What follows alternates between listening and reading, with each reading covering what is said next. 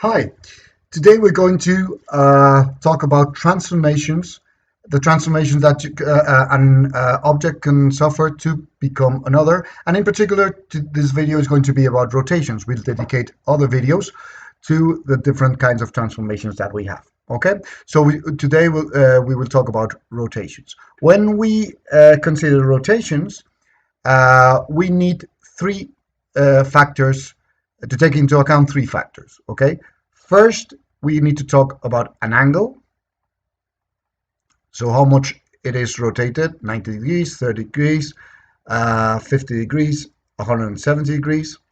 uh, the next thing is the direction of the angle. Okay, remember that we consider them clockwise, okay, or clockwise or anti-clockwise. Okay, and then the third thing that we need to know is uh, the center of rotation. So they're going to be rotated uh, um, not from their own origin, but from another center. Okay, so also remember that it is you might have two answers. For example, we might rotate something. We might consider that this is 90 degrees um, anti-clockwise, okay, or we might consider that we are rotating it 270 degrees clockwise, and both options are correct. Okay, so let's start. We're going to have mainly two different types of exercises. In the first type of exercise, we will have a figure, and they will give us the angle, and they will give us also if the direction. So let's say anti-clockwise, and the center of rotation. Okay, and we need to find the transformed figure. Okay, and in the second type of exercise, we will already have the transformation, and we need to find the angle, the direction, and the center of rotation. Okay, let's consider the first one. Okay, so we need to draw the first thing. We need to draw the center, which is this point 0, 2, and we can do this various ways.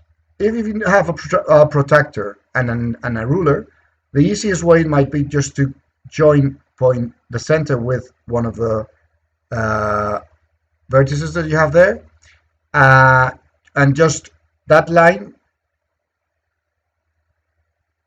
do a 90 degrees angle there, measure the distance between C and A, and just say, well, that's the distance, and that will be point A prime. Okay, just do again the same thing with D, rotate it 90 degrees, and you might consider that that's D prime, etc., etc. Okay, if you don't have a ruler, you can just put the compass here, and you can put the compass here and here, and find that distance. Okay, if you don't have a protractor and or a ruler, I'm going to show you another method which is very easy, and it's to imagine L's. Okay, the letter L. So if we consider point A from the center, we can draw an L that is 3 squares to the right, 1 square downwards. If that L we rotate it 90 degrees, we'll have 3 points upwards, 1 point to the right. Okay, because that's 90 degrees. I'm considered anti-clockwise because that's what they said. Okay, so that would be point A prime. Then we can draw another, we consider another L that goes to point B, so that's 1, 2, 3 horizontal squares, and then 1, 2, 3, 4, 5.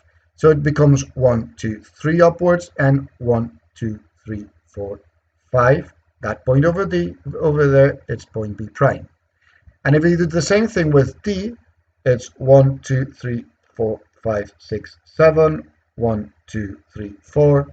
So that's 1, 2, 3, 4, 5, 6, 7, 1, 2, 3, 4.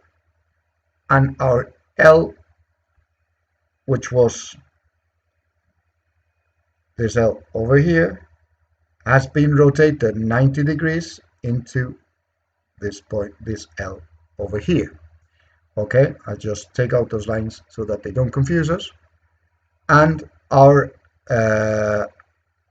new transformed figure by the rotation is this one that they have given us. Okay, we can check that if we had done the method I told before, then that would be exactly the point, etc., etc.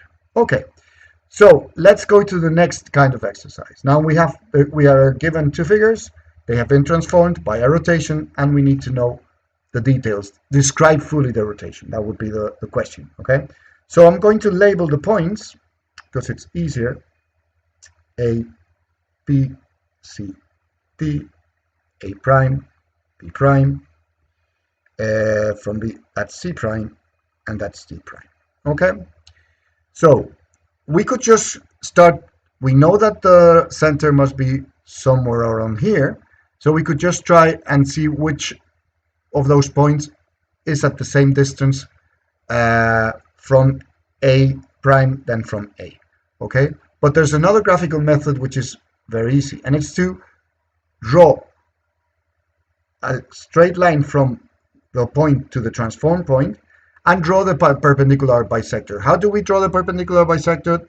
Look at the video we have in the channel or in our online platform, and you can easily learn how to do that. But if we do that, we could just draw here. I'm considering, sorry, it's not exactly, but I'm considering that's 90 degrees. Okay.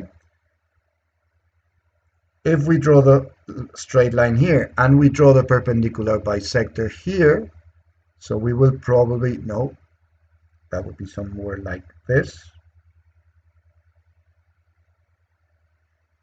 Okay, as I said, I'm not drawing the perpendicular bisector exactly. You have to do it with the method there.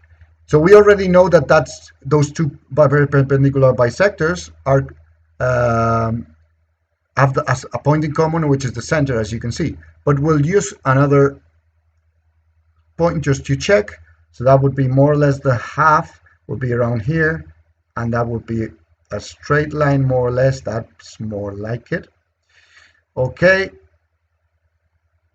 So as you see, all the perpendicular bisectors of joining the original point with the transform point and drawing the perpendicular bisector of that segment, they all meet at the center. And it's always a good idea to draw, 2 would give us the center, always a good idea to draw at least 3. Okay, so we already know that the center of rotation is 0.01. Okay, and we only need now to do, for example, the L's that we were saying before, 1, 2. This would be, if we draw an L here, and we see how that L has been rotated, that L has been rotated like this. So as we can see, that has been 90 degrees rotation clockwise. So we have a 90 degrees clockwise rotation with center 0, 1, and that would describe fully the rotation. Okay, we normally use clockwise, although mathematically you know that would be if we're doing clockwise, it's a negative angle, so that would be minus 90 or plus 90 if we're doing anti-clockwise. So just to sum up what we've said, transformations, rotations, we need angle, direction of rotation, clockwise or anti-clockwise, and the center of rotation. If we're given the figure, we can either join the center with the points and do that line we we rotate that line with the angle that they've asked for, and then find the distance and put the same distance on the new line. Or we can use the method of the L's that I showed you. Just draw the L and rotate it the angle that we've asked for, and then we can do that on all the points.